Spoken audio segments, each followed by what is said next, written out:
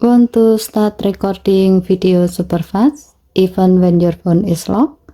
Here's how to set the side button on your Samsung Galaxy S25 Ultra to open the camera directly in video mode with just a double press.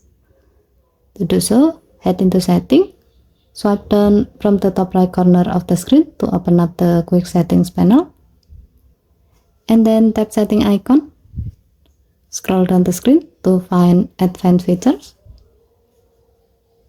Tap Advanced Features. Tap Side button.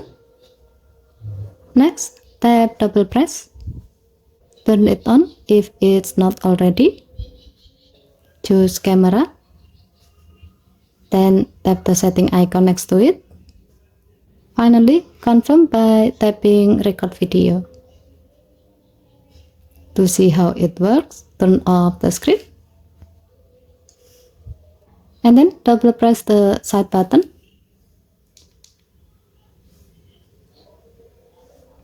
As you can see, your phone will instantly open the camera in video mode even if the screen is off or locked. So, given to the function, it's a quick way to never miss a moment and start capturing video right away. Perfect for spontaneous shot or urgent moment. Okay, thank you for watching. Please help to like and subscribe. Have a nice day.